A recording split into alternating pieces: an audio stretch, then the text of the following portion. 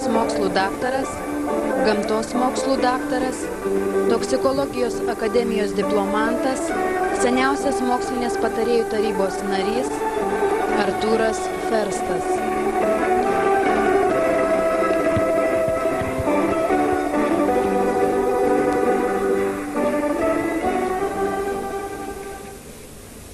Thank you very much. Ačiū Jums labai. Man labai malonu būti čia. Aš didžiuojuosi, būdamas Jūsų dalimi ir taip pat būdamas visos šios programos dalimi. Aš manau, kad tai yra nuostabi auditorija ir Jūs visą šitą programą nuostabiai paruošėte.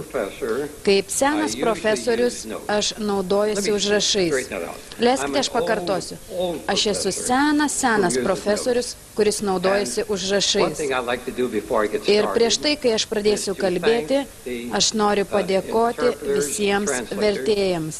Ir nuostabu, kad jie yra čia, nes jei aš padarysiu kokią klaidą, jie galės mane pataisyti.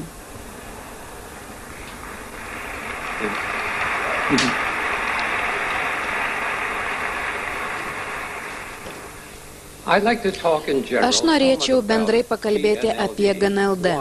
Kuo jis skiriasi nuo kitų firmų? Sutikime su tuo faktu, kad žmogus gali nueiti į kitą firmą ir pažiūrėti, paklausyti, ką jie turi pasakyti apie savo produktus. Jie gali perskaityti, kokie jų produktai yra nuostabus. Bet kodėl GNLD? Kodėl jūs turėtumėte būti GNLD dalimi? Ir kodėl jūs turėtumėte pasilikti joje? Ir yra vienas dalykas, kurį norėtumėm pabrėžti, ir aš noriu labai atsargiai pateikti šitą teiginį, mūsų produktai veikia ir nėra jokio klausimo dėl to. Jie buvo išbandyti ir jie veikia. Ir nėra nieko mūsų produktuose, ką būtų galima pavadinti klastotė ar surogatu. Šie produktai yra tikri.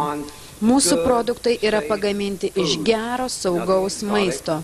Mes nevažiuojame į kitas pasaulio šalis, kad padaryti mūsų produktus egzotiškais. Mes tiesiog naudojame saugų, gerą maistą. Ir, žinoma, svarbus dalykas yra tai, kad GNLD yra sąžininga firma. Ir aš vėliau truputį apie tai pakalbėsiu. Keletą dalykų iškilo per paskutinėsias keletą savaičių. Distributoriai skambino man ir klausė nerimaudami. Pavyzdžiui, Suomijoje buvo padaryti tyrimai su stipriais rūkoriais, jiems duodant beta-karotiną, viliantis, kad šis apsaugos nuo plaučių vėžio. Bet pastebėta, kad rūkoriams, kurie naudojo beta-karotiną, netgi šiek tiek padidėjo plaučių vėžio vystimasis. Beta-karotinas turėtų apsaugoti nuo to, bet taip nėra. Ir žmonės nerimavo dėl to, kad beta-karotinas neapsaugo.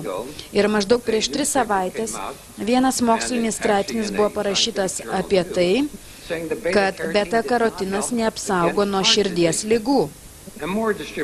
Ir dar daugiau distributorių skambino man ir nerimavo, kaip ten yra dėl beta-karotino.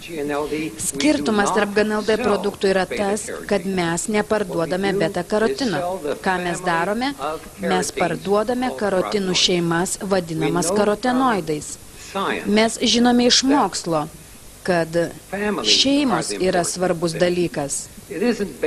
Mes negaminame beta-karotino iš sintetinio selino. Mūsų karotinai yra iš morkų. Alfa-karotinas, beta-karotinas, gama-karotinas. Visi karotinai iš morkų. Iš pomidorų mes gauname likopeną. Ne vieną, bet visą šeimą. Liutiną ir taip toliau.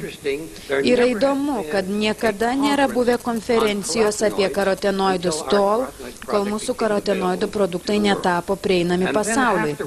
Ir po to mes pradėjome skaityti nuostabius straipsnius apie tai, kad beta-karotinas yra gerai, bet visa kombinacija, visos sudėtinės dalys gali apsaugoti plaučius, likopenas gali apsaugoti nuo prostatos vėžio ir mes tai naudojame savo produktuose nuo pat pradžių.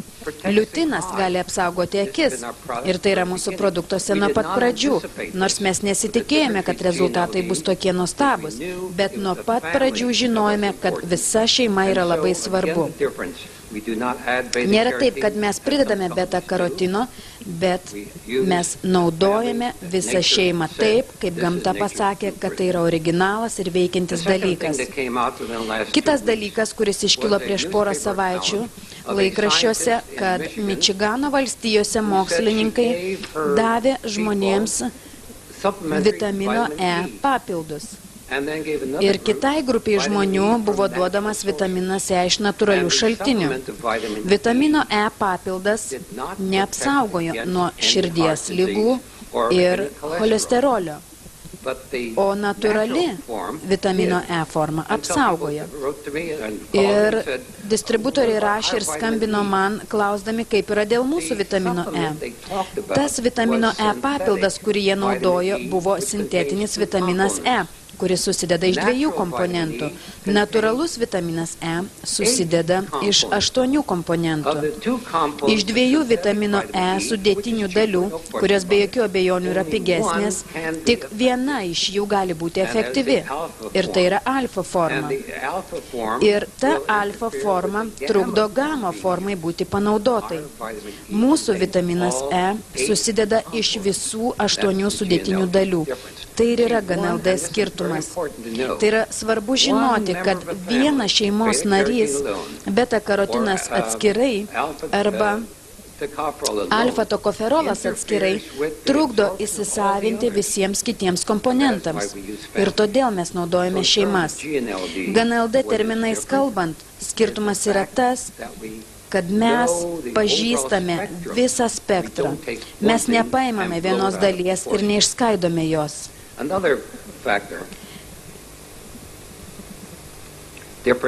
Kitas GNLD skirtumas yra tas, kad daktaras Fred Hooper pateikė mūsų moksliniai patarėjų tarybai seminarą ir jis pasakė, kad yra įdomu, kad kai kurie žmonės miršta nuo užsikimšusių kraujagyslių ir nėra jokių cholesterolio problemų. Cholesterolio kiekis yra normalus, bet kraujagyslės užsikimšusios.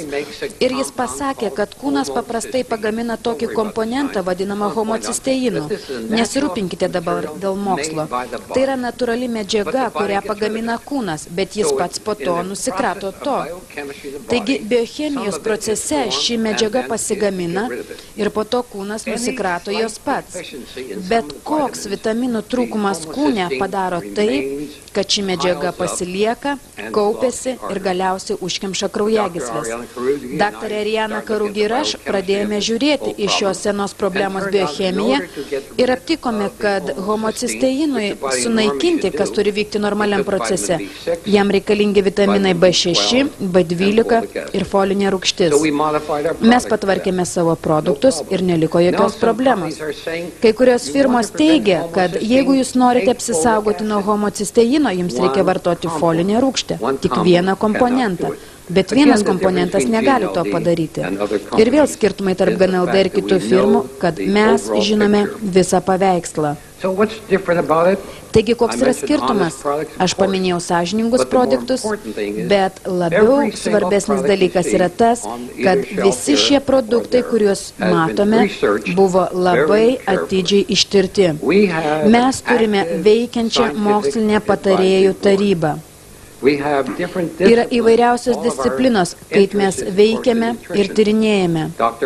Daktarė Ariana Karugi turi magistro laipsnį žmogaus mitybos srityje Niujorke.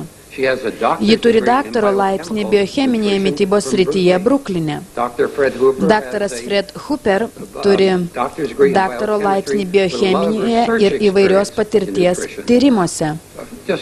Aš paminėjau tik keletą iš mūsų narių. Daktaras Sheffert turi laipsnį mikrobiologijoje ir bakteriologijoje su atliktais tyrimais mitybos srityje. Mes visi susiję su maitinimosi sritimi. Mes būtinai atliekame tyrinėjimus. Mes skaitome mokslinės knygas. Mes skaitome mokslinius žurnalus. Mums nereikia skaityti mažų bukletėlių, kad sužinoti tam tikrą informaciją, nes dažniausiai tai būna pateikta vienpusiškai, kad parduoti produktą. Mes skaitome mokslinius žurnalus, medicininius žurnalus, biocheminius žurnalus ir ataskaitas.